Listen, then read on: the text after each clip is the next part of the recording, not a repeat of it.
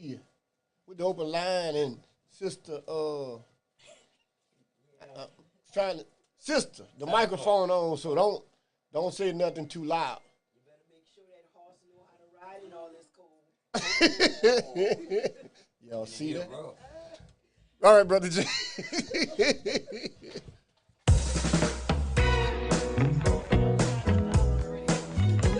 The Open Line Radio Show is supported in part by Finders Keepers, the place with your residential hardware needs, small engines, outdoor power equipment, bathroom accessories, electronics, lighting, plumbing, and everything in between. Located in the Southern Development Office Building, at 1006 Surrey Street, Lafayette. Telephone 337-780-8149. That's Finders Keepers.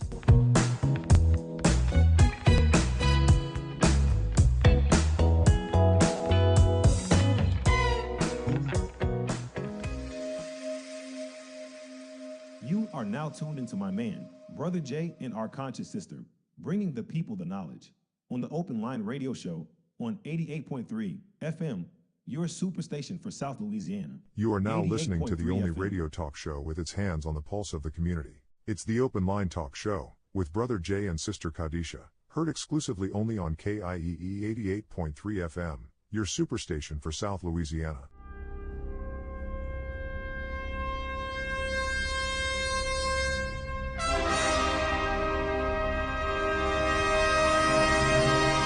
KIEE, the Louisiana Superstation, presents the community's #1 radio talk show, The Open Line, if you have an open mind.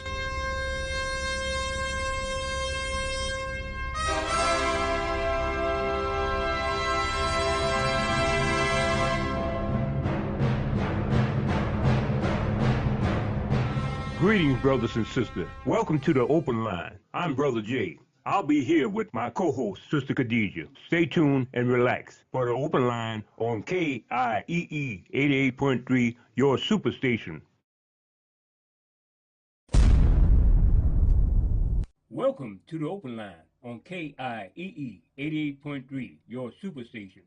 The views and opinions expressed on this program are those of the hosts, guests, and callers and are not necessarily those of KIEE 88.3 staff or management. Thanks for listening.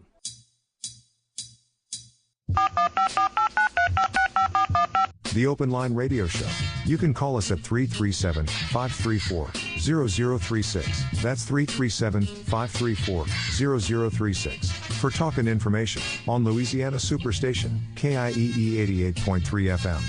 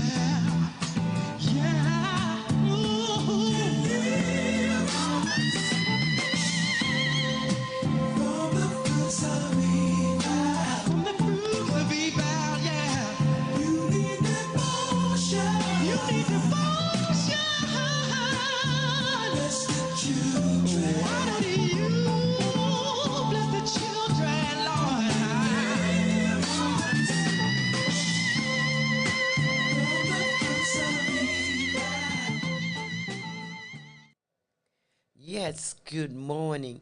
Hotep Habarigani, Assalamu alaikum. This is the open line. The open line with Brother Jay, myself, Attorney Dua, and we are ready to get started. We want to give a shout out to Agnes Delcor. We want to give a shout out to Agnes. Get well soon, and Miss Frida's on her way to the heart doctor, so you got to take care of what keep you pumping. That's for sure. And Attorney. Yes, good morning to the South Louisiana listening audience. Welcome to another edition of the Open Line on KIEE 88.3 FM, your superstation. So much is going on. We want to also announce the second cleanup for St. Matthew Cemetery, sponsored by the Sons of King, and also the great info putting out by Councilman Dee Dee Johnson-Reed. Will be happening on November the 19th, right, sister? Yes, November the 19th, 8:30 to 12 o'clock. And it's going to be at the cemetery. Yeah, the St. Matthew's Cemetery in New Iberia, Louisiana. Everybody know the place, preferably known as the Hill. Please go. Okay, I know it by the Hill. Please go and check it out. A lot of our loved ones, that's a historically, let's say, a situation with that cemetery. It was the oldest African American cemetery in the city of New Iberia. So please give them some helping hand. So we definitely appreciate that. Yes. And sister, we go reminisce because we those of us who went through the school system in Iberia Parish, especially those. I was the first one. My class and was the first to integrate Iberia Parish schools, coming from St. Edward's. The first principal that we encountered was Mr. Verge Osbury. They laid him to rest. I think, sister, you got that information. They laid him to rest this past yesterday, right? Right, yesterday. Yeah, we want to give our condolences to the Osbury family, well-known family in New Iberia. A lot of us used to go to his snowball stand that he had, but he was the principal of Westgate, not known as Westgate, but it was called Freshman High back in the day. Yes, indeed. Yes, and I remember him as the principal also at Lurville High. He was the principal there, and talk about his snowball was really good compared to he just was a disciplinarian. He used to paddle you. I mean, Mr. Osbury paddled me for no real reason because he shouldn't have paddled me like that. Thank you, Mr. Osbury. Yeah, thank you, Mr. Osbury. Yes, but he was a good person. Attorney Dwa. Good morning, Attorney Dwazindra Smith in the building today. You look nice, Sister Khadijah. And yourself too, my sister. Oh, very colorful. Yeah, she's kicking it today, people. If you're watching on AOC Community Media, that's Cox 15 and LUS Street, she really got her ensemble together today. I don't like. I'm put to shame. I don't like being recorded with the camera in my face at all times. Okay. Why don't? Well, we're gonna do that. What we call that witness protection effect on you soon. Okay. Because I understand that. I understand that part. Yes, indeed. So before we get started, let me throw out my disclaimer. Yes. Any information obtained here today is strictly informational. No attorney-client relationship or privilege has formed. And, of course, if y'all need to get in contact with me, you can contact me at 337-534-4020. Once again, 337-534-4020. Yes, Sister Khadijah, and I talked this over with Attorney Dwight. We were supposed to have some callers calling from Alexandria concerning the case of Mr. Kittling, who happens to be the brother of Louisiana State Police and Chief Investigator Kenny Van Buren, who was killed in a traffic stop by Rapides Parish Sheriff Department. And everybody find this case is troubling. Louisiana State Police is already being investigated. The grand jury also was impaneled in North Louisiana concerning the case of Mr. Ronald Green, so many things concerning law enforcement. So why this would happen, where his brother, the chief investigator who's investigating the Louisiana State Police on the Ronald Green case, why would law enforcement have a traffic stop that resulted in the death of his younger brother? So we're supposed to have some people for an upcoming rally this Thursday in Rapides Parish Courthouse. Attorney Ben Crump is tentatively scheduled to be there. Attorney Ron Haley is supposed to give a press conference, and Reverend Harris is supposed to be on the line today along with Miss Destiny Jones, because her brother lost his life in the Rapides Parish jail. Yes, it's like deja vu all over again. Yeah, every day we have troubling news. And so, Attorney Dwight, you gave out your disclaimer. We're going to go ahead and just start it off with, again, child support. So with the child support, you've always keep saying that both parents need to work together. Both parents needs to work together. What happens when you're from the man's point? I usually try to get from the man's point of view. A caller had stated that he kept on working because he thought that the child was his child, and he recently found out through a DNA test that she's not his daughter, but the bond has already been there. So he wanting to know, should he try to file charges against the mother or just let it go? But he just feel that, with him going through the courts and everything, it's really put a damper on his entire life, particularly now since he know that his little girl is not actually his little girl. So how old is his little girl? Do you know? 7. Okay, so the first thing that I always like to throw out there is make sure y'all get a DNA test. I say that all the time, and I understand that women may get mad and aggravated about it, and men may too. But if you get a DNA test, then you'll know from the beginning whether or not this is your child or not. So that will knock out all of those concerns in these situations like this. So this little girl is 6 or 7. She's 7. 7. Mm-hmm. There's been situations in the past where the fathers don't find out that these are not their biological kids until after they're 18. So the problem here is, you said he's been on child support and that's through the state? Yes, that's through the state. Is he able to call in? Because I would like some more information as to whether or not he just signed what's called the Act of Acknowledgement of Paternity, because that's one way to say that that's his child, because obviously he didn't take a DNA test. So if he does that and then finds out later, that the mother lied, I'm not sure as far as a civil suit.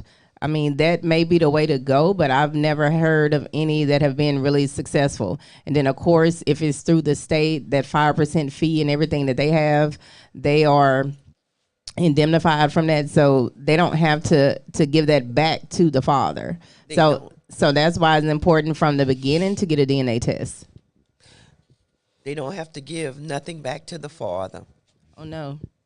And they have statutes and everything that say this. Oh my land. Mm-hmm. Well, but I mean, morally, because you said now he's attached to the child, I mean, there's a difference in what you should do morally versus what you should do legally.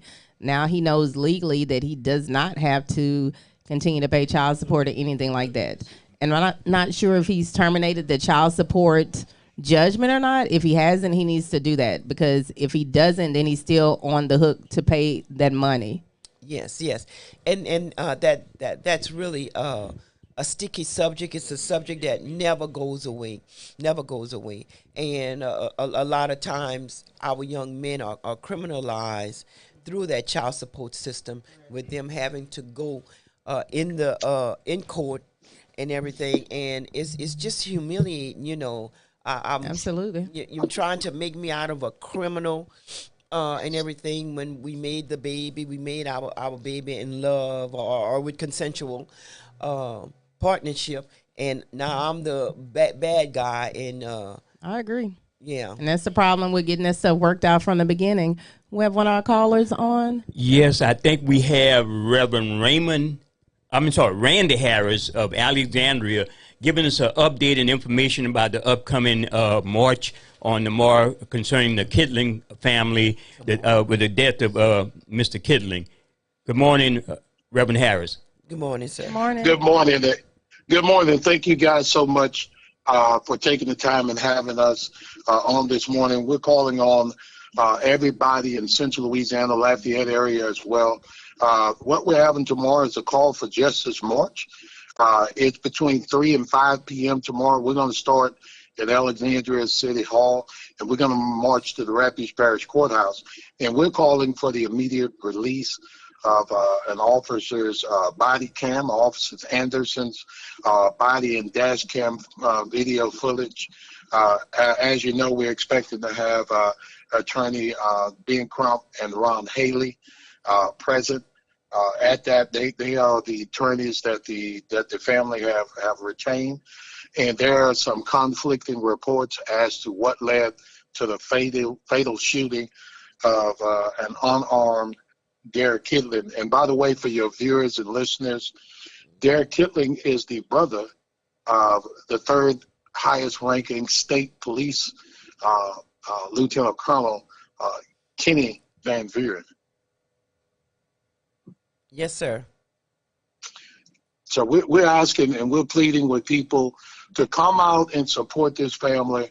You know, since 2015, and between 2015 and 2020, a 5-year period, we've had 1,086 encounters, fatal encounters, where people were unarmed, black men and women, and they were fatally shot by the police.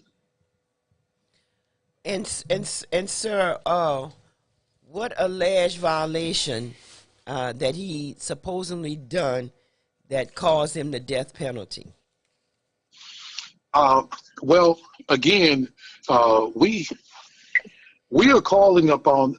There were some people that were out there that observed it, okay, and their story is conflict in the story that we're getting from the notorious Rapides Parish Sheriff Department and that sheriff there, Mark Woods. As you guys very well know, you guys have had Destiny Jones on your show. Yes. Destiny Jones' brother was Ronald Ricks, who the sheriff kicked in the head, and that guy subsequently died after being tasered numerous times while he was handcuffed in the Rapides Parish Jail. And that video, as your show amply depicted and pointed out, didn't surface until some 11 years later. Yes, and this guy's the sheriff at that in our parish. And there's conflicting views, to answer your question, of what the police is alleging and what bystanders allege.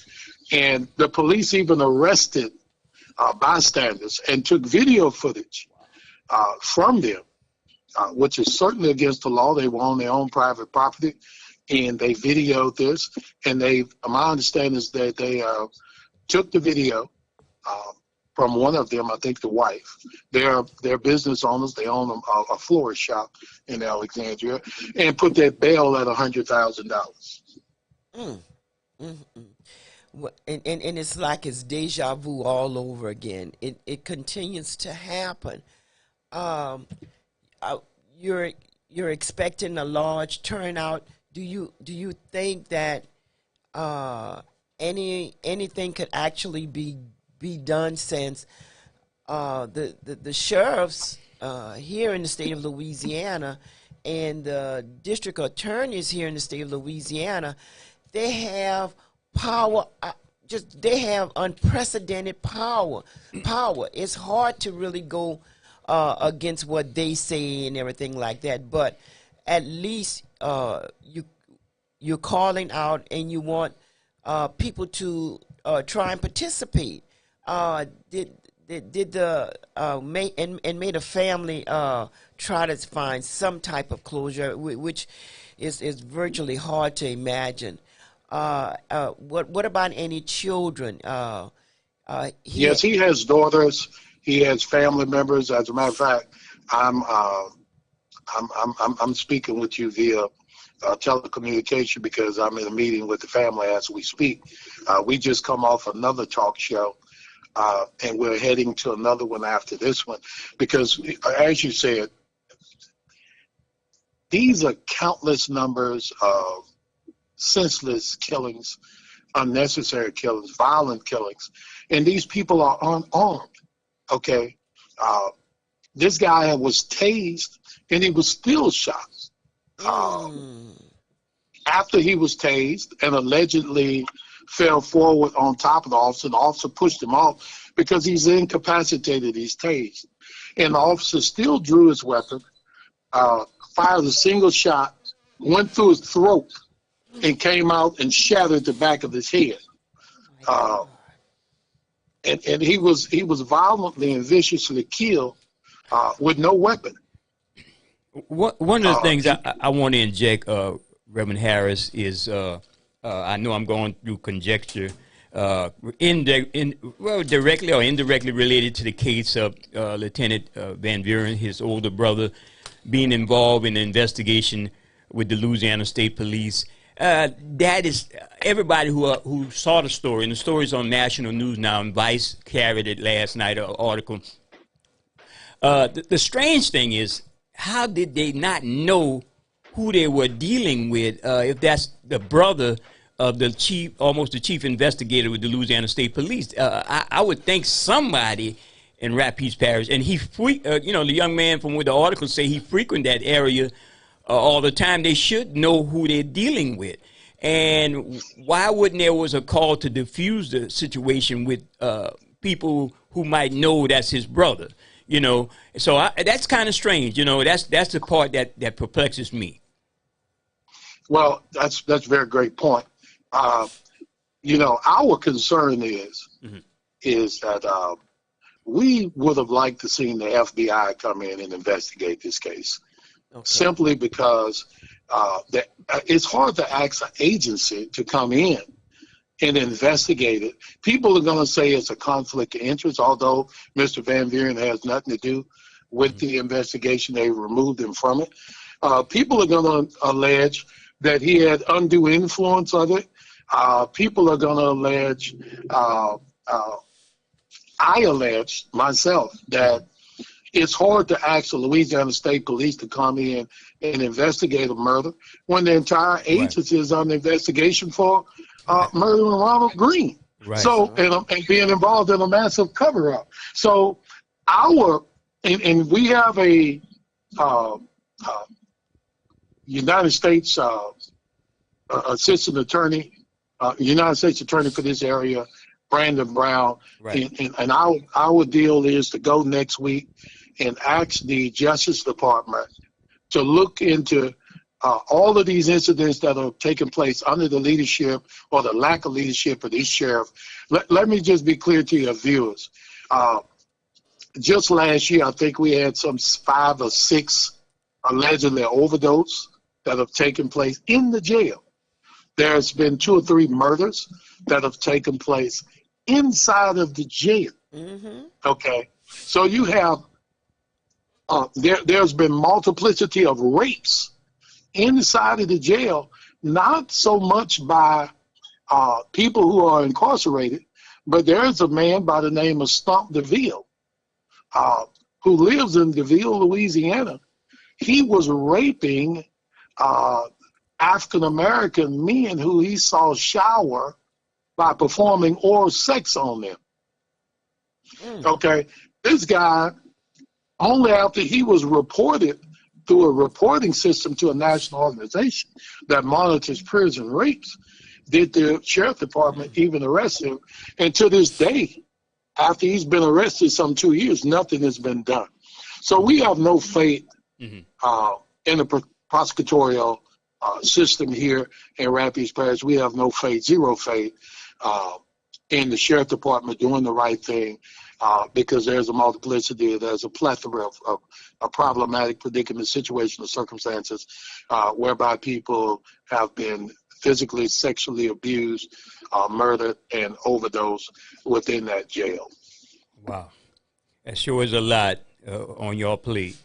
But we appreciate, I know, like I said, I know you've been visiting with the family, and we want to give them support here at the Open Line Radio on 88.3 FM here in Lafayette.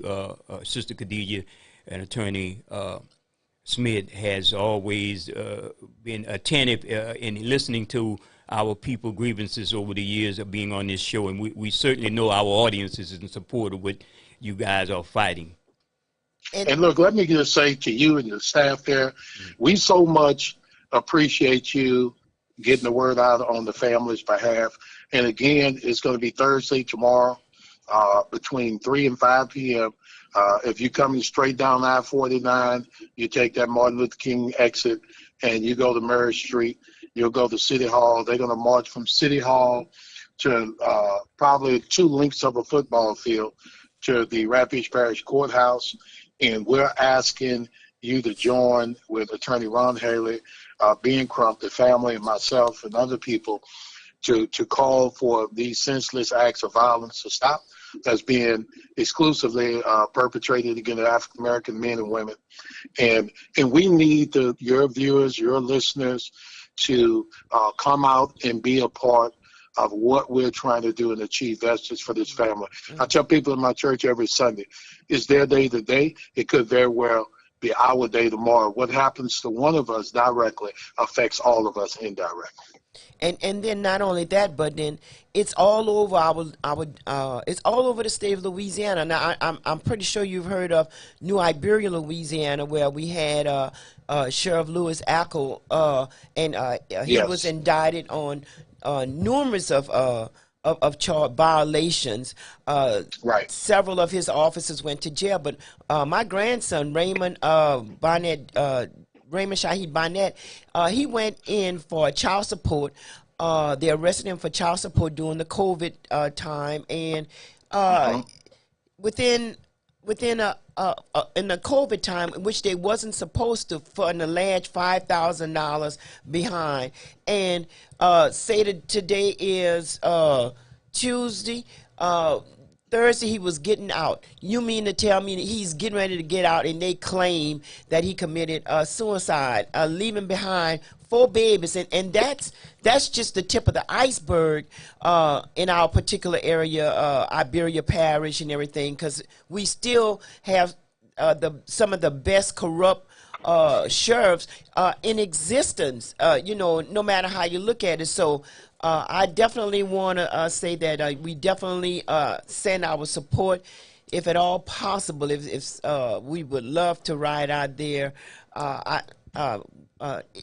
Our heart go out to y'all. Our heart go out to y'all. And remember, our representative, Clay Higgins, owed over $200,000 in child support, and to this day, I don't think that is even paid. Well, that's the way they unfortunately try to buy some of our elected officials and keep them silent. They even try to silence some of our district associations, men who run our associations. But we need people in office, righteous people, who are unbiased and who's not afraid and who will stand for justice. And my heart go out to you and your family. I know how tough these things can be because I deal with these families. Seem like every other month we have one of these tragedies. Yes, indeed. And the police department, that's one thing you try to tell our young people. Don't get no felon on your record, because that's how they eliminate so many of us that could have become police officers and get the other kind of police officers that wind up being some type of Chuck Norris, RoboCop, John Wayne wannabes, Mm-hmm. Oh yeah. It's troubling. It's problematic. It's problematic. And it's something that we go beyond prayer. We do pray for all of the victims. We pray for their families. Yes. But I think we need to take comprehensive legislative action to curtail some of the things that are going on, especially when they exclusively involve African American people. Yes, sir. Okay, we want to thank you so much, and we appreciate you. And I hope later on we're going to have Miss Destiny on the line also to give her, she wants to give a statement too. And we appreciate the fight, Reverend Harris, and you're welcome anytime to come back to the open line if you have an issue you want to get out to the general public. And we appreciate you, brother. All right. Thank you guys so much. God bless. Bye-bye. Thank you. Ooh. that's really below the gut. It keep happening over and over again, and it's an ongoing fight. I always say the fights like that are eternal, and thank God we have some great people, great attorneys like Sister Smith and Attorney Ron Haley. You know, we have some people who want to fight the fight. You know. Well, yes, and we are. It's an open line. We're allowing our callers only two calls per individual. So, attorney, she's setting rules today. Wow, she got on her principal's hat today. I'm not a part of that. Yes, indeed. Okay. Yes, indeed. Okay. So tell us, before we get our other caller who want to chime in briefly, tell us about what you saw in the general election that might affect the laws that we're going to have to deal with on a nationwide level. You haven't seen anything that's overly, because we know the Senate going to maintain. And that's what I was going to say, other than just trying to see who's going to have control. Right. That's the main thing that I saw. I mean, but just locally, we already talked about all of those amendments and our thoughts on y'all making sure that y'all go out and vote. We do have some runoff elections that are December the 10th. So y'all need to check those out and make sure that you're going out to vote December the 10th. Yeah, because the main thing is control of the Senate, and that goes to what might affect us locally in the state of Louisiana with the issue of abortion. That's the reason I'm asking. And both of you sisters, it's one thing for a man to have concern, but the female concern, especially black females in the country, to tell somebody what to do with their body. So I don't know how you guys feel, whether or not it was a good thing or for the Senate to maintain control, because I think that's some of the legislation going to be targeted locally by states, but on a national level, I don't see anything changing because the Supreme Court got the ultimate say on the national level. Correct. And I would definitely agree with that. And I mean, I definitely agree with the part about us as women being able to say what we do with our bodies is an issue if you're not able to carry the baby, but then you're having opinions and stuff about us carrying the baby and what we should do with our bodies when we have different things going on. You have some people that have medical conditions, so they might need an abortion for that. Rape, incest, things like that. So that's an issue for me. Oh, and yeah, and that's an issue for me too. You have like either 98% of them that's making the laws, all white men, trying to tell us what we can and cannot do with our body. And at the same time, how did I get pregnant? I didn't just pick up and then get some sperm. Well, if we're gonna let's bring the man in here too. It's a two-way party here. It's a party. Well, it's a gathering. Yes, indeed. She had some unique way of putting it. We got on the lines. I'm glad we segued back into the segment again, because she was really got me nervous. And it's cold in here, but I'm getting hot with this coat with the way she was wording things out here. Welcome, Miss Destiny Jones. She wants to definitely chime in on the issue with the rally and the march in Alexandria and something else she might want to add on. Good morning. Good morning, Destiny. Good morning. Good morning. Good morning to everybody. I would like to send my deepest condolences to the Kidling and Van Buren family. As my family experienced the same thing dealing with the Rapides Parish Sheriff's Department 11 years ago. And we, the community, we are tired of these injustices happening. And it's time for all of us to stand together, or we will fall for anything. So we need to come together and stand together so we can get these corrupt officers out of there. It's not just them with the killing. They are also, they're violating our civil rights. And it's been going on for far too long. So we're holding a march tomorrow from 3 to 5 p.m. We're going to start out at the steps of the Alexandria City Hall, and we're going to end at the steps of the Rapides Parish Courthouse. And the press conference is to follow with the two attorneys that are representing the family. And I would like for Alexandria community and surrounding communities to come out, because we have to stand together and fight these injustices. Yes, ma'am. And Miss Destiny, the loss of your loved one happened 11 years ago, correct? Yes, ma'am. 11 years ago in the same area. And it's so I can't only imagine, I can feel what this family, what this family is battling when you lose a loved one to law enforcement, the very exact ones that are supposed to protect and serve. So how can we, put our trust into these individuals when they are not protecting and serving us? And it's not just the Black lives, it's all races. We can't entrust them. You can't entrust the call on them in an emergency and such incident happened. For instance, with my brother, there was a medical call and he ended up losing his life at the hands of these same law enforcement officers. So, this is time for it to stop.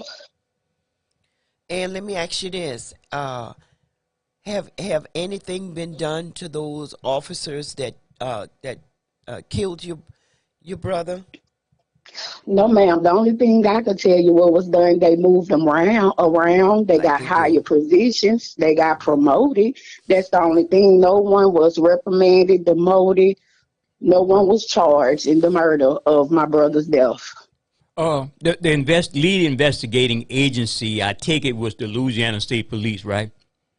Correct. Correct. Well, as you and I discussed yesterday, sorry we didn't get you fair notice that we were down there last month with ACLU Louisiana Executive Director Alana Odoms and a number of others, and the United States Department of Justice. And one of the things hopefully they will be doing a town hall here in Lafayette. That's in the work. I think they'll be doing one in Baton Rouge and in Shreveport, Monroe area. So hopefully the one in Lafayette, I think that might happen sooner than later. You could come down and our thing is not necessarily worrying about what these people are going to do, because they're either going to do something about it or not. But the thing is to get the story out on the national level. To move our community to be in unity when it comes to these type of situations. So hopefully, when the Justice Department does it, the town hall meeting in Lafayette, you'll be there with us to give them your feedback on what's going on. Yes, sir. Most definitely, I will be glad to join y'all when that is held. And we always telling. We don't have a problem with telling what they have done. But it's like you report it to the agencies, and it's one of the main agencies, the one that's doing the corruption, and that's only what was recorded. Because if this was recorded, then they done it so many other times, and it was just swept under the table as usual. I don't know what the answer is. I don't know. We've got to figure out something to address what's been going on dealing with these police officers that could go from one end to another end. Well, I can tell you pretty much we have a lot of unanswered questions, and you contact and you get in touch with the proper authorities to try to get the investigations done. But I can tell you pretty much money is the root to all evil, and you have a lot of people that are being bought to keep their mouth shut, and they're afraid to speak out, and they're not gonna speak out because, hey, that's digging in their pockets. But it's time that we break the cycle of this and we get down to the bottom of who's connected to who, because you have a lot of people that have a lot of deep connections that keep things from getting out to proper authorities, and they just study covering and covering and covering stuff up. But so far now, their covers have fallen, and it's nothing they're going to be able to stop. In the name of Jesus, they're not going to be able to stop their covers from continuing to fall. Oh, I really would hope that that Jesus would handle them like the way they allegedly handle him, for speaking the truth. And we're going to try to be there. I just again, you could still feel the pain in your voice from what happened to your brother 11 years ago. And did he leave children behind, my sister? No, ma'am. He had no kids, just 4 siblings, mother and father. Yes. Really heartbreaking. And so you're sending out a call asking people to come out. Yes, ma'am. I ask that they come out and, show the family support so that, this can stop. It needs to stop. It's time for it to stop. And if you don't speak out, a closed mouth don't get fed. And if you don't speak out, then, you're voiceless if you don't speak out. So it's time to use your voice. They can use their voice and they can come out for, the nonsense. This is something that is very important because this is to protect our future, our kids' future, our grandkids, great-grandkids, the next generations to come. Yes, and the sheriff that under the watch that this happened to, did he with your brother? Did he get his promotion elsewhere? No, well, he's a sheriff. He was a deputy. He went from jailer to sheriff. Okay. Yeah, he went from deputy to sheriff. He's the current sheriff. Yeah, the current sheriff is the man that's in the video that kicks my mentally ill brother in the head, and he died. God. Yes. Again, we're trying to send out a call that people from our area, Louisiana or other states, if you're able to attend, it's going to be tomorrow. Tomorrow, where at, Destiny? It's going to be from 3 to 5 p.m. They're going to start at the Alexandria City Hall, and they're going to march down the street to the Rapides Parish Courthouse, and the press conference is to follow with Ben Crump and Ron Haley, and Reverend Randy Harris will do the closing prayer. He will make a statement and do a closing prayer. Yes, ma'am. And anything else you want to say before you're off? I would just like to say to the family to stand strong, don't stand down, don't let none of them intimidate you from fighting to get the justice for your loved one that they took away from you. And Destiny, were y'all able to do like a silver suit because he died? He was murdered in their hands. Well, we initially the lawsuit that was filed was against the city, the parish, the state, and Taser International. But by the time by the end of the court case, it boiled down just to Taser International, and we didn't even have knowledge. Robert's father didn't have knowledge that Cara Paul Lexon let the city, the parish, and the state out of the lawsuit and just went after Taser International. And it's like trying to sue Smith & Wesson. You have to go after the person that administered the taser to Robert. So that's what it boiled down to. But no criminal charges have been filed against none of the officers that were involved in Robert's killing. So that's what we are pushing for, pushing towards that criminal charges be pressed against them, because in the state of Louisiana, there's no statute of limitation on murder. Okay, what attorney you say that was? Let the attorney. Cara Paul Lexon. She's from out of Monroe, Louisiana. She was the attorney on Robert's case back in 2011. That's the same one that was the attorney for Reverend Victor White. She had the she had the Gina 6 case as well. Yes, ma'am. Oh my land. Oh Yeah. my land. Well, I can tell you now I could with Robert Case, with this newly surfaced video that just came out in May that the family had never seen and no one had never seen.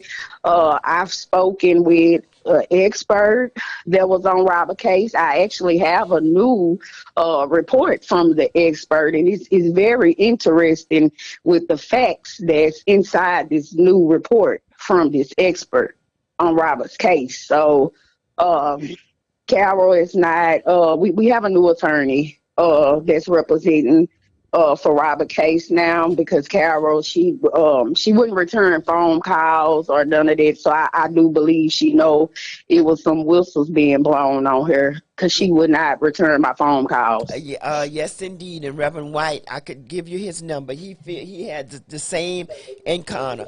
Caller, we have a caller on, Destiny. Caller, you have a question or a comment for Miss Destiny? Yeah, just a quick comment for her. Yeah, God bless you. I'm so sorry it happened. But you know, everything you're saying is right. We have to start speaking up. And you know, I say this all the time. We have to go to these meetings, understand, en masse, and let these people know that we're not going to stand for it. It's bad. I wish they had a bus going up there. If we can co-opt all the parishes, understand, when it's concerning black people, and we can build a co-op where we can voice our opinion, we have the finance to fight these people, you know, because that's going to be a constant thing. And, you know, like I said, I'm on my way out. I have grandchildren and great-grandchildren, especially young black boys. And it's so important that we stick together and put the right people in office, please. Because they're black doesn't mean they're right. Let's put the right black people in office and get rid of all that. Just don't stand up for it, baby, please. God bless you. I'm so sorry. Yes, thank you so much, caller. Yes, Destiny. Yes, ma'am. Well, like I say, Carol, she was a very good representative for the case. And once again, it goes back to, you have people that can be bought, and she was one of the ones that, she had to be bought by, the Rapides Parish Sheriff Department, state police, however they decided upon to pay her to just, go after Taser International, and they knew that wasn't going to fly, because you have to go after the person that administered the Taser. You have an officer that wasn't even certified to even administer the Taser on Robert. So they, it's a lot of illegal things and protocols they didn't follow. And I mean, I'm going to fight. I'm going to fight to the end till we get justice. Yes, ma'am. Because not only one life was taken that night, it was two lives. My grandmother, my 87-year-old grandmother, grieved herself to death, all because she tried to get her grandson medical attention, not knowing that was going to be the end of his life. Destiny, we have a caller on. Caller, you're on.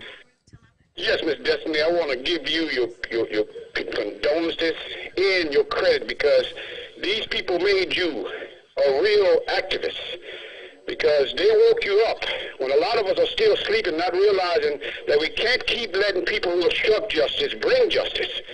And to all the people who are saying about this Democratic vote, where are the Democrats when the black people are getting murdered and killed by a system that's supposed to be protected and serving? This is why I say we must form our own. We always say, let's keep believing in these people. Well, we're going to be getting knocked off a cliff. And they're not going to push you. We're going to walk off it by following these people. We have the ability to lead ourselves out of other people's ignorance. And to all those tokens out there who always say we got to go to meetings and all this is not about a meeting. This is about people's lives. And look, you can't blame white folk, because they're not the one that's being killed. And we got to stop praising these people who don't praise us. So keep doing what you're doing, ma'am, because listen to me, you're waking up a lot of people. Do not stop saying what you're saying to appease nobody. And that means the black politicians, you need to get on them too, because they say our vote counts. Let's see if our vote count when they start bringing these matters to this so-called democracy. Thank y'all. Yes, sir. Thank you. Yes, ma'am. Miss Destiny. In closing, you want to remind everybody tomorrow, Thursday. Yes, yes, ma'am. Tomorrow, Thursday, November 17th, we're holding a peaceful march for justice and demand of the release of the officer's body cam and dash footage to be released to the public. We're going to begin to march at the Alexandria City Hall, 3 p.m., and we're going to march down to the Rapides Parish Courthouse steps, and the Prince Conference is to follow with Ben Crump and Ron Haley. And Reverend Harris will make a statement, and he will do a closing prayer. We asking our communities, surrounding communities, to come out and please join us as we stand together to try to fight for justice against these injustices. Well, Sister Destiny, I want to thank you so much for chiming in. We appreciate your fight. Anytime you want to come on, and hopefully we might see you out there tomorrow in Alexandria. Yes, sir. Thank you. And thank y'all for having me on. Thank you. Okay, thank you. Thank you. Yes, it was the call. Thank you so much, Sister Khadijah. Let me give this up. I'm getting an email. Thank brother. I want to thank brother John Francois. He just notified me. Say he's trying to listen to the show, but the link wasn't up. So go to the Open Line Radio Show on Facebook. And the Open Line Radio Show on Facebook. Just do a search, it'll pop up. Then you could get the link to listen directly to KIEE 88.3 FM stream. Click on the stream link. Also, you can look and listen on Facebook under my profile, or you could go to AOC Community Media, that's Cox 15 or LUS 3, and you can watch and listen to the show after Sister Khadijah told me, get that camera out of my face, man. So you could go check it out if you want. So definitely we have other ways of getting the stream out. Please take advantage of it. Yes, and our last caller, she wanted me to ask the question, but I didn't quite get all of it and everything, and it was dealing with the accident. That's why I wanted to call back if you're listening. Well, yes, let me know again what was the question that she had asked, because I was trying to do a few other things. Does it feel like Alaska in here a little bit? It feels like. Where's the building supervisor? I need to talk to him. I need to talk to the building supervisor. South Dakota, that's for sure. We have another call? Yes.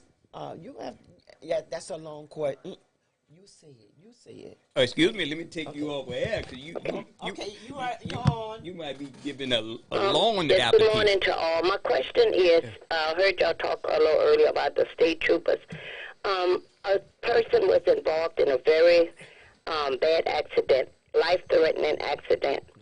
And when they went to the state trooper's office to get the records of the accident, they claimed that there's no record.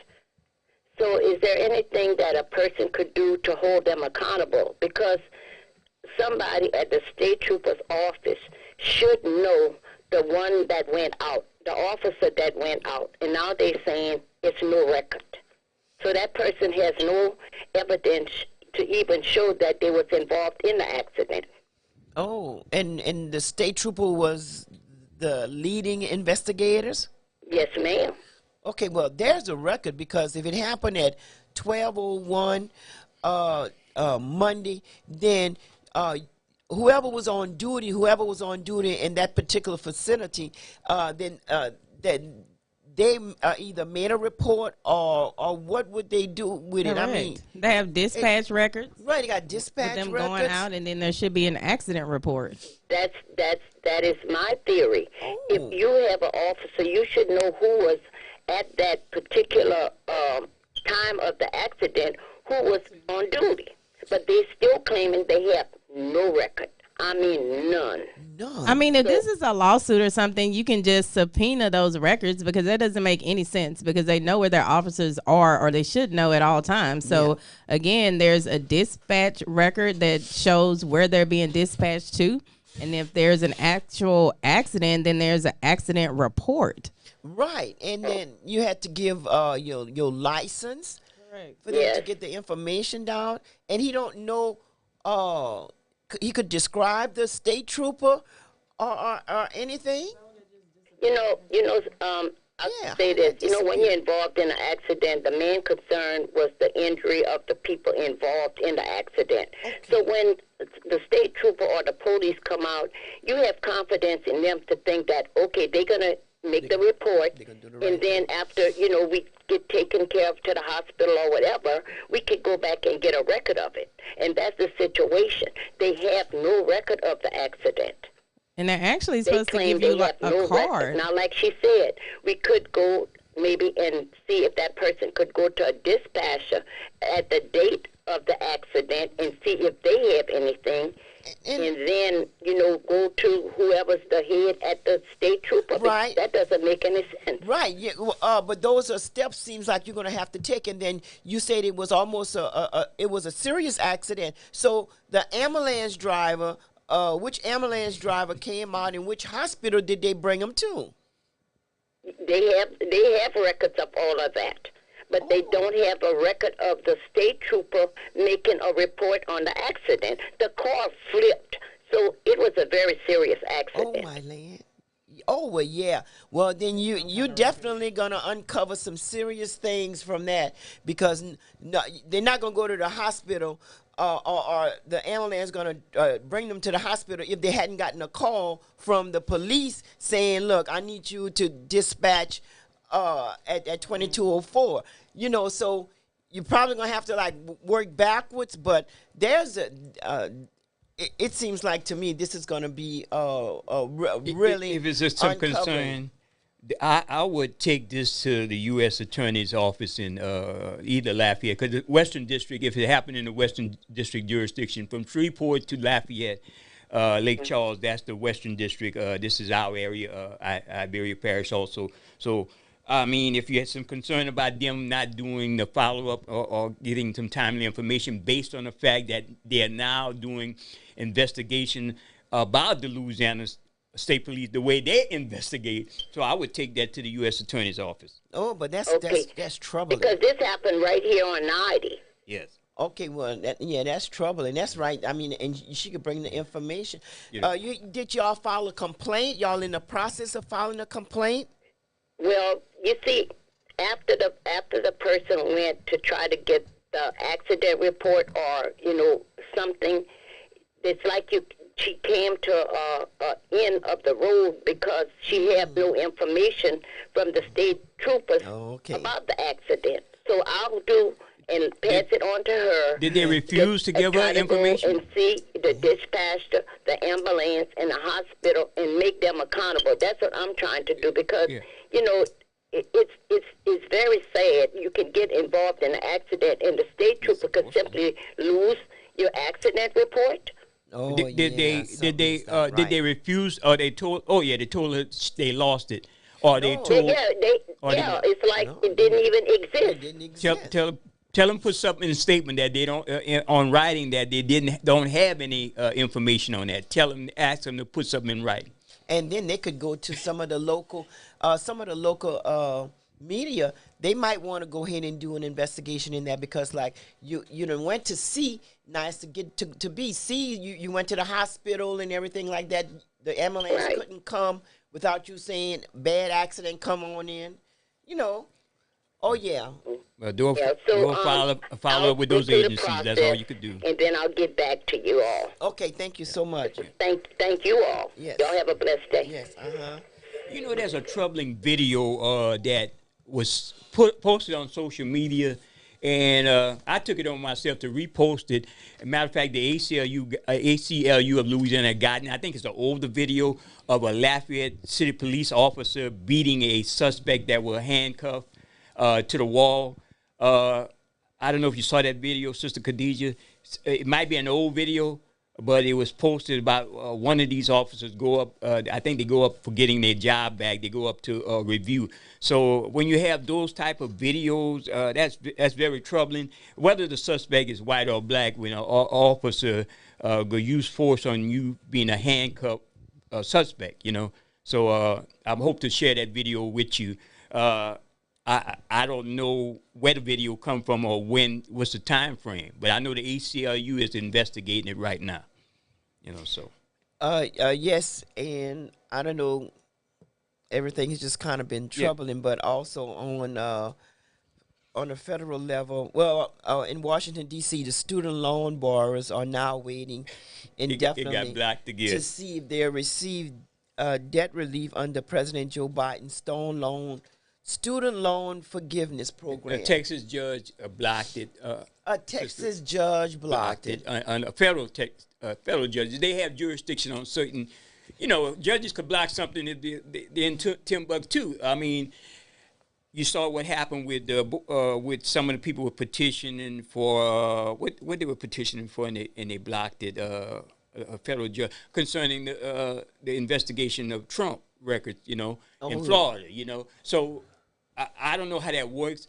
One day, Sister Dwyer gonna have to come and give us a classroom on the way federal judges can make decisions, on the federal, even if it's somewhere in another jurisdiction, So that's a thing. But the student loan thing, everybody was concerned about. Wow, we gonna get some relief for the holidays. Yes. Well, some more bad news is blocked again. So it's a temporary block. So until they litigate further.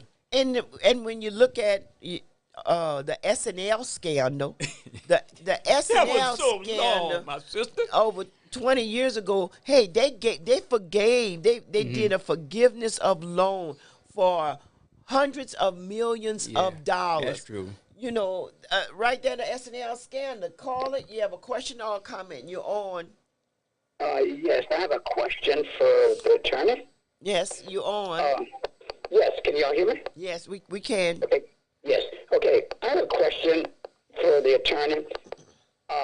And then I want to make a statement before about what y'all were just talking about. You're going to have 3 minutes. If y'all recall when the banks were bailed out, that was what, 98?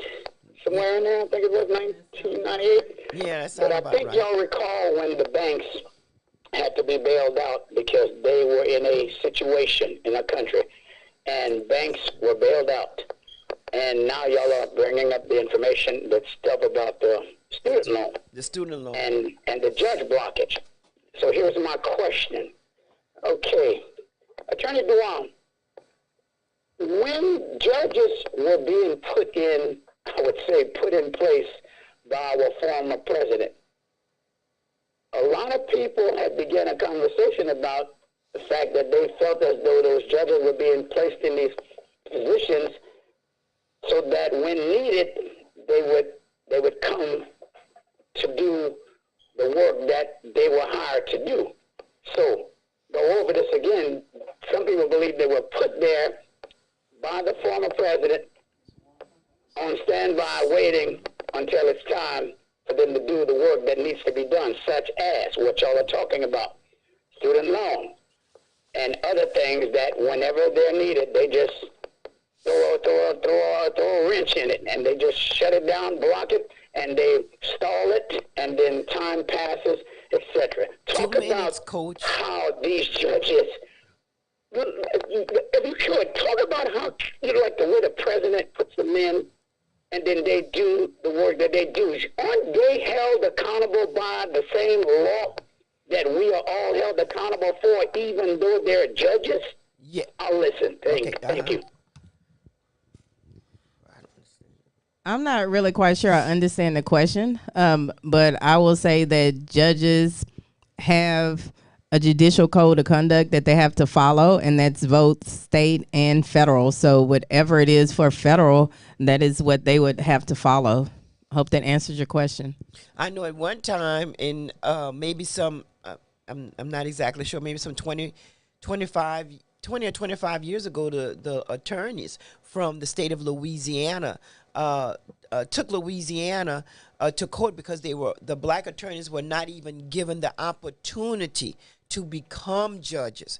So they had to take the state of Louisiana to court to show the complete racial discrepancies that exist here and everything. I know Akila Mawusi Ali, she was one of the attorneys. There was another, there was Sylvia Cook.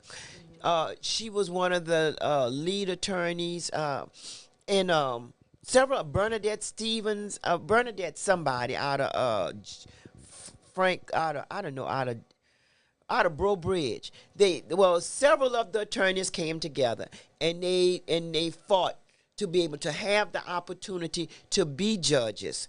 You know, it had to start from somewhere. So yes, Louisiana, we do wind up having to fight all the time, but at the same time, you're doing with what you're given. You're only given so much. So I think we need to do a segment on those attorneys that took Louisiana to state, have that completely. And they can talk specifically about that. But that's some of the history of those C's Division B and D, which mirror each other.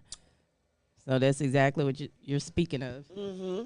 And also, November the 17th, which is tomorrow, you have the Senior Citizen Thank You Day, Thursday, November the 17th from 8 to 4 p.m. And that's going to be at the Martin Luther King Center, 309 Cora Street in Lafayette, Louisiana. And you must also be, is it over 62? I know you got to also be over 62, I believe. 62 or older. IDs required. And IDs required. Wow. Okay, and what's the next one? The next one is calling all seniors age 60 and over. Join us for the Opelousas Elderly Awareness Harvest Fest Seminar. And that actually is today. It's going on now. Yeah. November 16, Evangeline Downs Casino Event Center, 9 a.m. to 1 p.m. Can't make all of them, Sister Khadijah. He can't make all of them. Right. You could watch my old footage. I used to go and cover that with Miss Janelle Shack while I was alive. I used to cover those things every year. You could watch my old footage and look at the food that was being served. Oh, and yeah. that'd be even better, so you don't have to get out in that cold. Oh, yes. Janelle Shack was a leading pioneer also. And I think at 10:30, if we have time, Attorney Ron Haley will be chiming in. So, Sister, going back to Ask a Lawyer segment, what is it that, and going back to what we discussed, the topic was police issues, and reiterate that traffic stops are occurring on a daily basis. What should one do if pulled over by law enforcement? Should have your registration, insurance, and ID ready, right? Absolutely. Absolutely. And of course, if you need to reach somewhere, I mean, of course, let them know what you're doing so we won't have any of the incidents that we've been having on the side of the road. Hands on the steering wheel. Correct. I'm reaching for, you know, all of that, because at the end of the day, you want to make it out of that so that you can live to fight another day. So depending on whether or not you got a ticket that you think you shouldn't have gotten, you need to get out of the situation, though. One thing I noticed, Sister Khadijah, you know, there's a lot of traffic construction. We know they turned over dirt the other day for some work on the interstate on Highway 90, and using cell phones is the same as using cell phones doing school zones, using cell phones in traffic zones. Because a lot of people I saw, basically, I could see them next to me were on the phone doing passing through a construction zone, because you know you got different controls in the construction zone. You got slower speed limits. Right. Are there any different rules that apply that you heard of? Not that I know of. Okay. I mean, of course, we know it's illegal to be on your phone and to be texting and all of that stuff, because there used to be a secondary offense that's now a primary offense, and, you know, extra in a school zone. We have a caller? Yes, we have a caller. Caller, you have a question or comment for Attorney Dewalt? Yes, good morning to you guys. Good morning. Good morning, Brother Wallace. I'm calling to find out, have y'all reached out to former Colonel Kerry Landry to speak out on some of the issues that's happening within the state policemen? Because I know that when he was the colonel in the state police office, he made a lot of the officers watch a film, you know, on sensitivity, different things that was happening within the state trooper office, you know. And I'm not saying that he's going to give y'all all the right answers, but I think he's very qualified to bring some of the issues and the ills that is happening in the state of Louisiana towards the people of color, you know. So this is where I'm at, you know.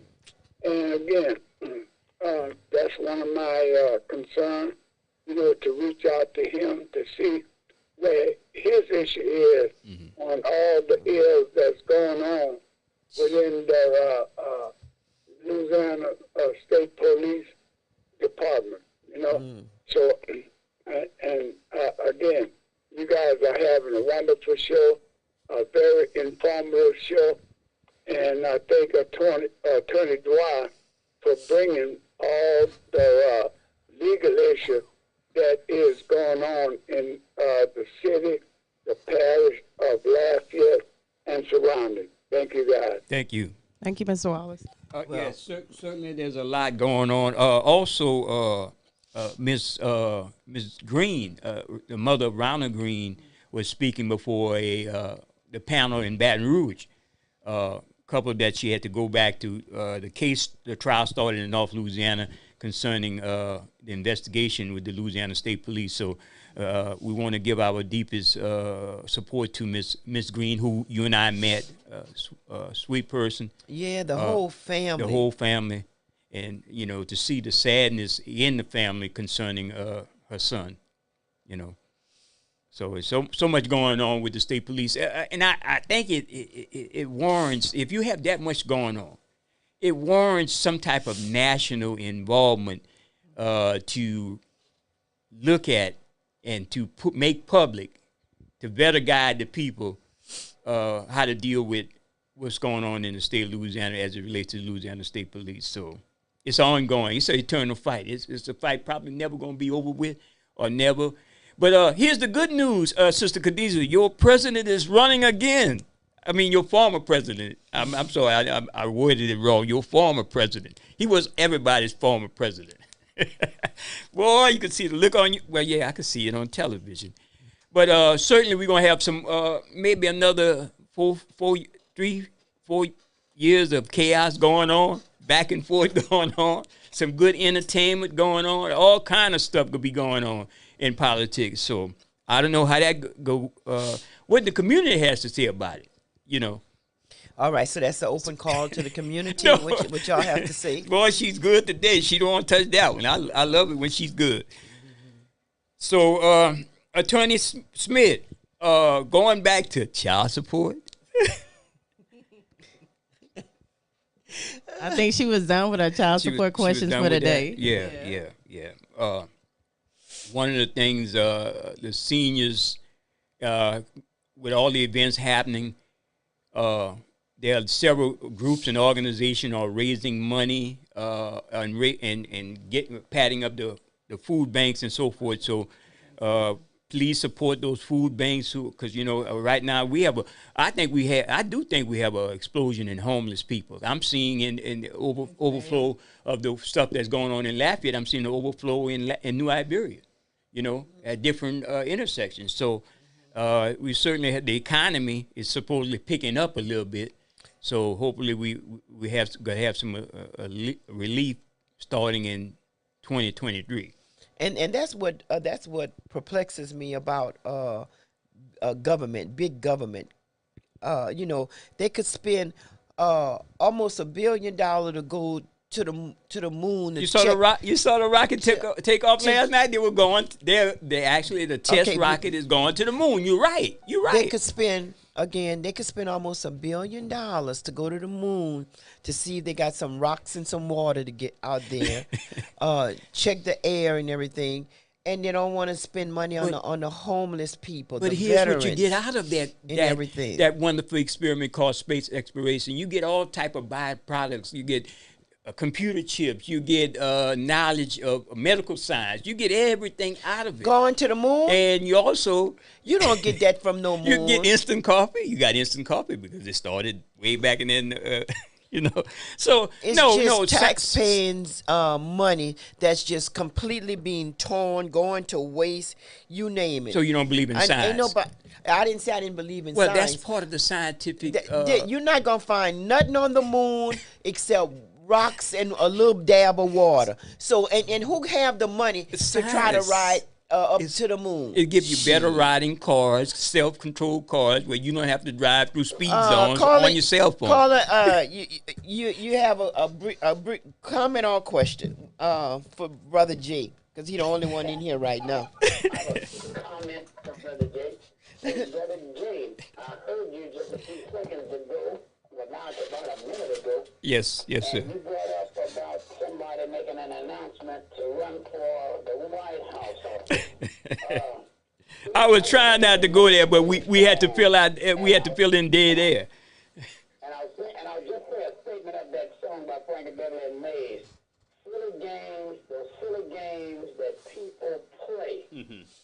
You can connect that song to what that was all about, in my opinion. Because the bottom line is, I truly believe that the American people, the majority of us, have had enough of those silly games, and they all understand now that we have to focus on taking care of business in this country, and we ain't got time for the nonsense and the jokes and all the foolishness. Okay. We got, like y'all were talking about, food for pantry and things of those natures. Mm-hmm. Those are things that in our country we got to focus on, and a lot of other things about bettering the situation for Americans as citizens in our country, and everything that's positive about moving the country's people forward. Because look at the dynamic. We have storms that are destroying the fabric of everything people have built, and things are falling apart all around us. And there's no time for, I would say, nonsense politicians or politics. Mm-hmm. It's time to take care of the American people's business, and the American people, it's time for the American people to hold those we send in office, put in office, to hold them to accountability. Because bottom line is, we have a lot of things that are not, I would say, functioning correctly in our country. Okay. Let alone in each state, let alone in each town, municipality, or each village. And it's up to the people. If you think about it in some way, you have 1 minute and counting. Sometimes don't y'all wonder, do presidents really run the United States when they're in office? Not at all.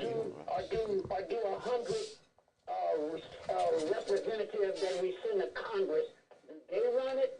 Or do the lower people in each state run their own states, and do they run it? Or do the local ones in the local municipalities, do they run? Might be a corporation. Who runs the United States of America? Thank you. All right. Thank you. 98% white males, elderly white males, run the state, runs the different states. You have like Kennedy. He went in with a landscape and landslide. Right, a landslide, real landslide. All right, so he went in with a landslide, but then still, a lot of Louisianians. He's talking about running for governor. Don't even care about Kennedy, but those Louisianians evidently is not voting. Carl, you have a question or a comment? Yes. Once again, y'all have proven again that democracy is a hypocrisy because Trump insurrected, and now he gets to run again. This goes to show you that the rich, it's all what democracy is about, to keep the rich wealthy off the poor, and it's black, white, and brown. So all the things that Trump done and did, and they still allowing him to run, they need him to distract us.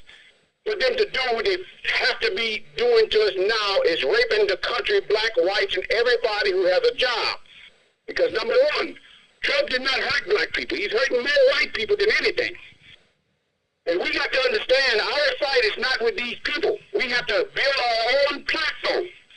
Until we realize that, the cops, the justice system, and all the rest of the system that white man created is against the black people not to prosper. As long as we stay under them, they will always keep us oppressed because we are too smart to be under dummies. Thank y'all. That's my last call, Sister Khadijah. Oh, Thank you so much, Mr. Kevin. Thank you so much.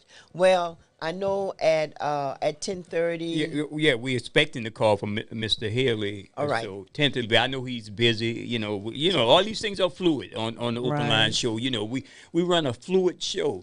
We do. But it seems to me that Khadija, why you turn up the air conditioner, man? It's cold. No. Yeah. On that note, I had to get up out of She's freezing here. everybody out. She's trying to make us leave early, I think. I think that's what it is. But I have to leave anyway to go Yeah. to court. Yeah. So if y'all need to get in contact with me, as usual, y'all can contact me at 337-534-4020. Once again, 337-534-4020. Next week, I will be on the phone if Brother Jay calls me. Yes, I will call. I apologize. And thank you so much, Attorney DeWitt Smith. We definitely appreciate all the wonderful work and, just coming in and bringing some balance to this show because, my co-host right there, she can get a little bit rebellious, Well, the boss co-host. But no matter. I'm just an intern. No matter how you look at it, it's enough going on in this world. Well, just waking up and making sure that everything is moving right and just praying for those that can't do the best that they possibly can. She's talking about a co-host, I guess. That's a lot. Caller, you have a question or a comment? Comment. You're on. This is Eleanor in St. Martinville, Louisiana. Yes, with the and we're desegregation. still dealing with a DSEG case. And I was just calling in reference to that because we're in 2022 and we're still dealing with a DSEG case. I need black parents to stand up more. We do have parents that are standing with us. Our kids had been going to Catahoula prior to the school closing in Catahoula. And now the school's closed, and we're trying to balance numbers here in St. Martinville. So we're needing input from the community because the school board wants to know how to put a proposal together in getting a magnet school here in town and trying to balance our numbers because some of the schools here are majority black. And we're needing to get some white students to get into the schools here in town. But part of that problem is in our area, we have 3 feeder schools in the elementary level.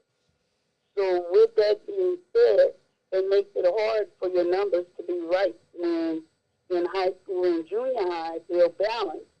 But if they're all split up in elementary level, you never get the numbers right. Sister Eleanor, help me out here. There was a judge. You can name the judge. That's perfectly fine. It's on record.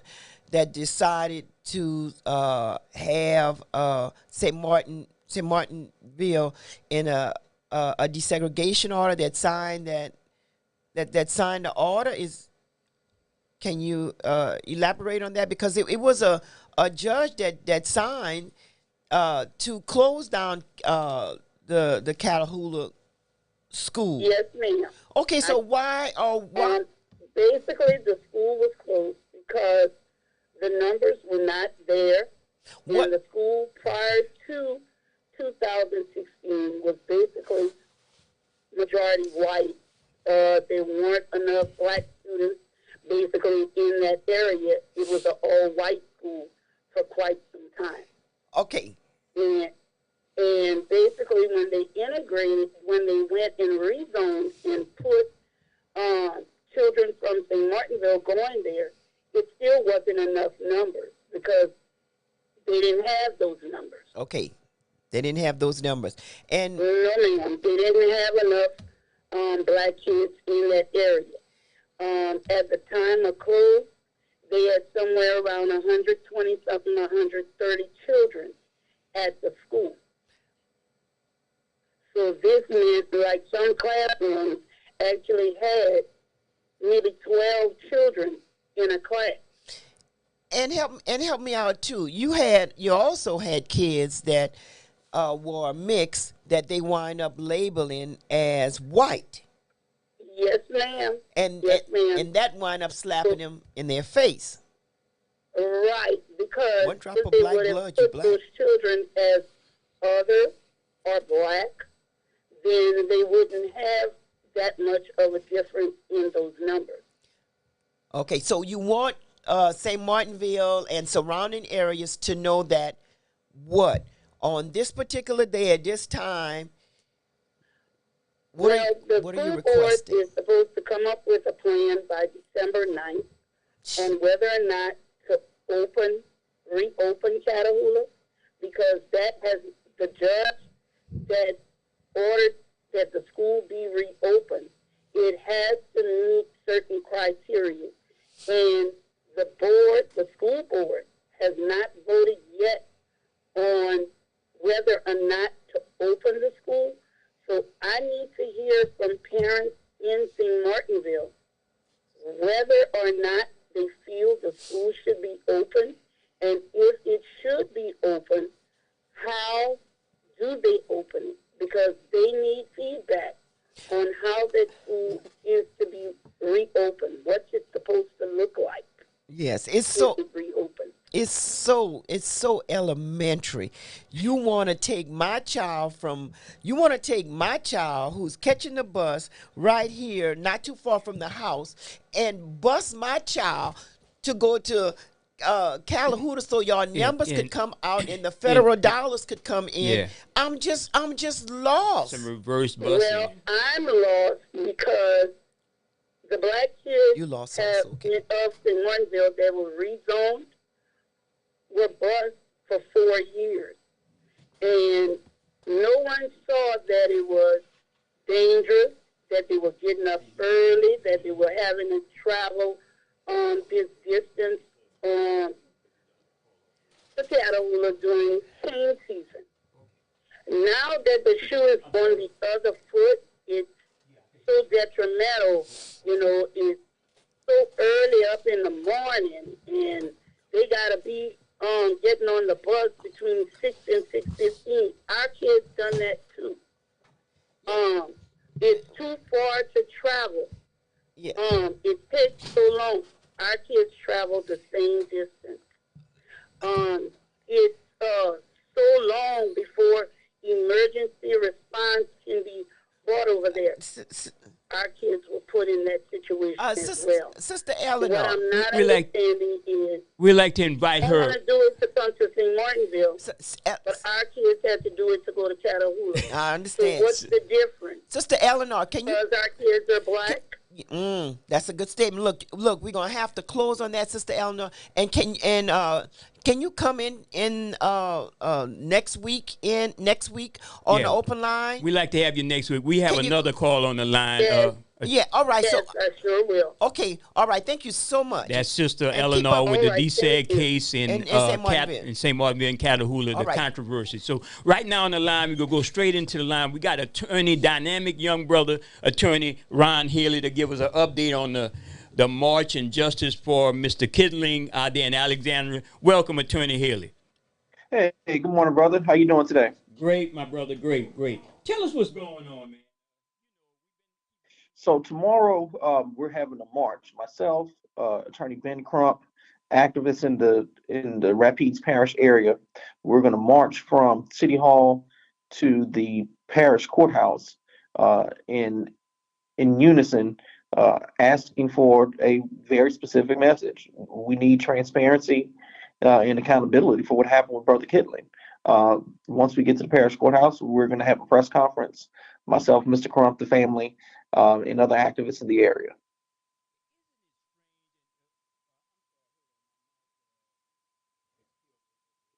Isn't it strange that the Rapides Parish Sheriff Department will say stop on a traffic stop? The brother of the head of the Louisiana State Police Investigative Unit, I think that's his title, concerning the Ronald Green case and other situation, and nobody not know that's his brother, or not know of him being in that area. That's kind of like strange, and that caught the attention nationwide from the stories I'm hearing and seeing being printed. What's your take on that? I mean, I think this is this case has a lot of questions that need to be answered. I just don't understand how what should be a routine traffic stop ends with Mr. Kittling losing his life. You know, typically speaking, when you have a physical encounter at a traffic stop between a citizen and law enforcement, there's some sort of a chase, some sort of flight, right? That heightens the situation, or that person may have some type of contraband. Mr. Kittling, as far as we know, had no contraband, no firearms, no drugs in the vehicle. He pulled over. It was inside the residential neighborhood, according to a witness that I spoke with immediately after the officer flashed his lights. And he simply asked, "Why did you pull me over?" And everything went bad from there. Did they, the Rapides Parish Sheriff Department, call in the outside investigating agency and also notified the family, or like in some other cases where they held on for a couple of hours before they let everybody know what's going on? I think state police was called pretty fast on this. I'm not sure exactly if they get it, but I know the same day of Mr. Kittling's death, state police on the scene. And do you trust the integrity of the investigating arm, of whether or not it's not Lieutenant Van Buren issue? Because I think he probably have to divorce himself from that situation. But do you trust any of the integrity of any type of investigation that could be put forward by the Louisiana State Police? Because, you know, I was down there in New Orleans with the Justice Department, DOG, and Alana Odoms, and they were discussing all the things, the situation with the Louisiana State Police technique. So I don't know what you guys think about that. I don't know if you could comment on that. Oh, no, certainly. I will say this. This is their chance, right? Colonel Davis said that things were changing. Colonel Davis has said that change was coming, and change had been made within the state police in the wake of the Green case. This is the first high-profile police shooting death that the Louisiana State Police has had to investigate since the Green case. This is under new leadership. So I'm optimistic that Colonel Davis is a man of his words, and this is not going to be business as usual anymore. But certainly we have our skepticism based on what we see. But Colonel Davis asked for patience. I would say to the state police right now, this is your chance to do the right thing, to be transparent about this investigation.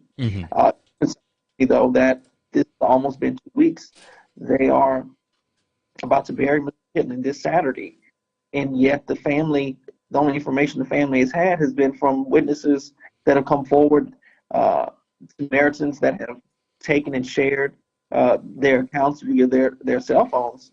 But the footage from Rapides Parish Sheriff Deputy that did this has not been released. Certainly, we need to find out how did a routine traffic stop turn to a physical altercation and led to the death of Mr. Kittling, who was unarmed, by the way.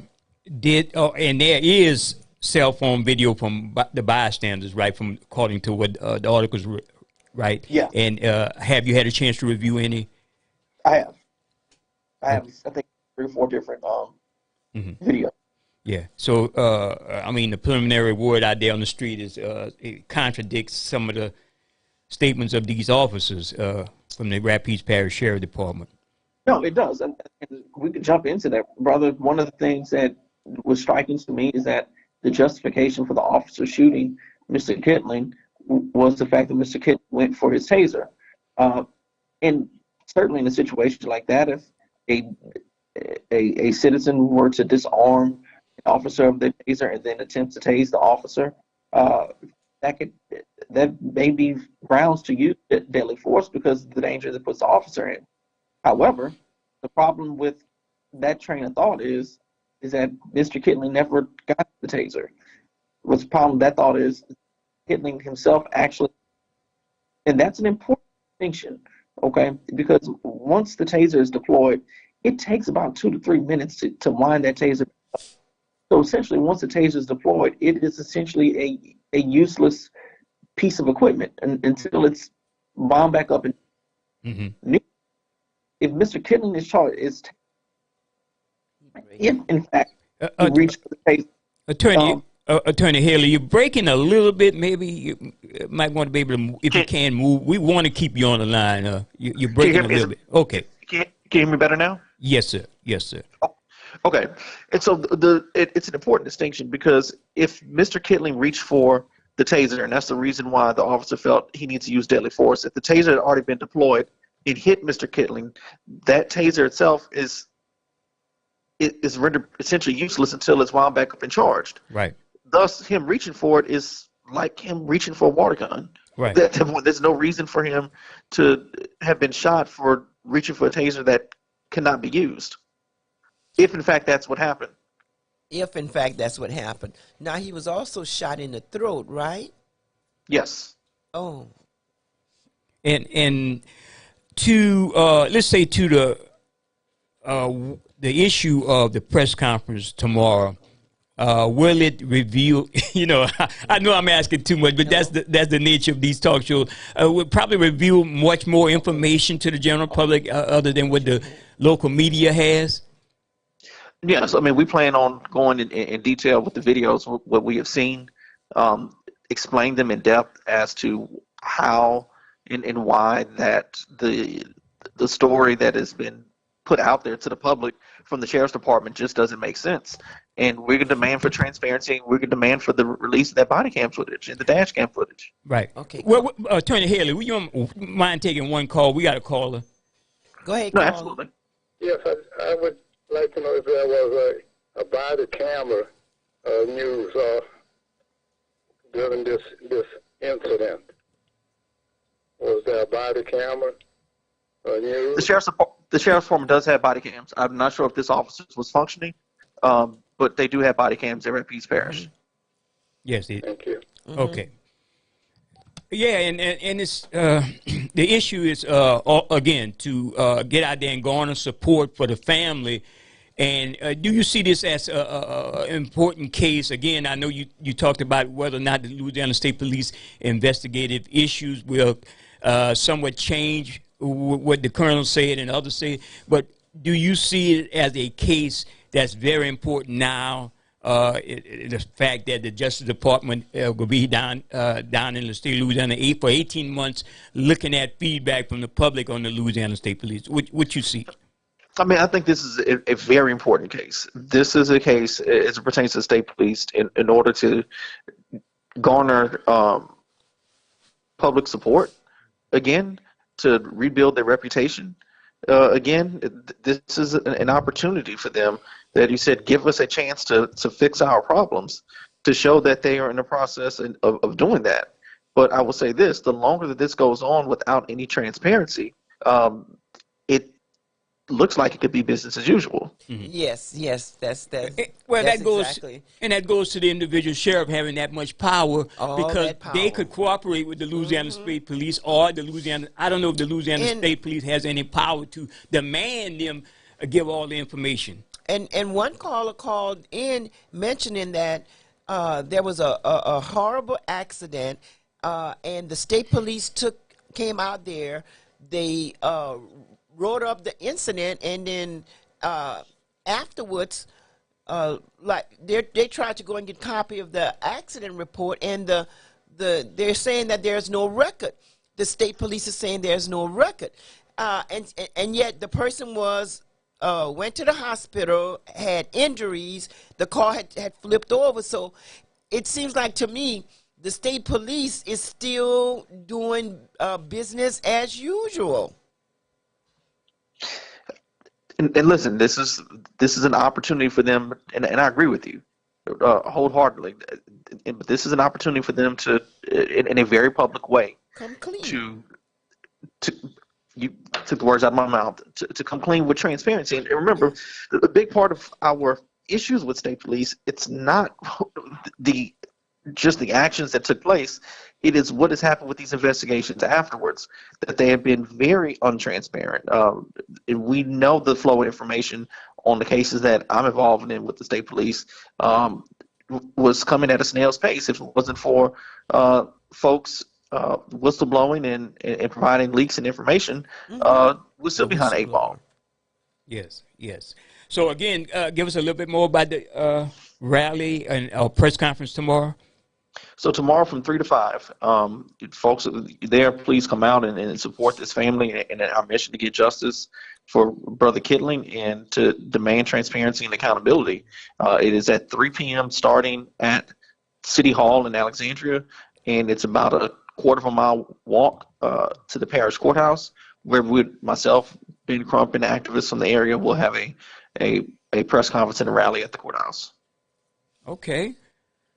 Sister Khadijah, you have any more? Well, I want to continuously to thank you, sir, on the work that you've always done. And even though periodically they may try to spank you or they try to do different things. She had to add that in, right? We want to thank you for your due diligence. Yeah, brother. We support you and keep strong no matter what. Keep strong, because we know the system sometimes is the way you navigate it. We appreciate the work you're doing, because some others won't take cases like that or help look into cases like that. And we always appreciate an attorney or somebody who represents the legal community who's trying to bring justice to everyone. And a lot of times you got to be in it to work within it. Yes. You know, got to have good people that can't be bought. That's the truth. Thank you so much. No, I appreciate you guys. We'll talk soon. Yes, thank you so much. Thank you. Bye-bye. Bye-bye. There you go. You heard Attorney Ron Haley, a dynamic young brother who's been at the forefront of a lot of prominent civil rights cases that I've noticed, Sister Khadijah, that when others did not get involved in those cases. So hopefully he could bring about a semblance of justice for the family. So it's always an eternal fight. There's always these things going on. Yes, indeed. And another thing, that the holidays are here. I know people are preparing for Thanksgiving. Some people calls it misgiving, or that that you should never celebrate the demise of a whole culture. Just about when it came down to the Christopher Columbus. You talking about eating a turkey?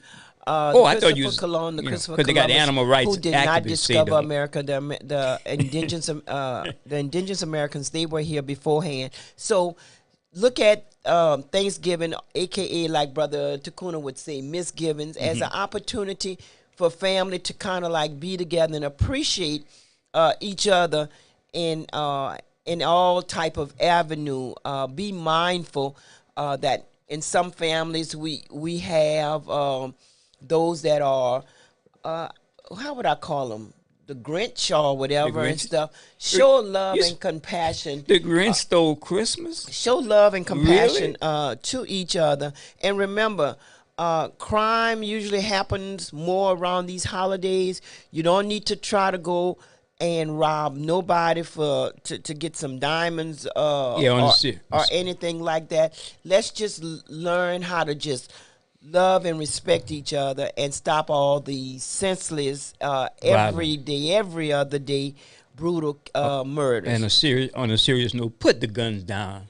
Put the guns down, please. Everybody's suffering. Yes, indeed. Sister? Yeah, and when you showed that cemetery, they're going to be having a cleanup this Saturday at the cemetery. Yeah, November 19th, St. Matthew Cemetery. I remember that cemetery. You remember Judy Bird?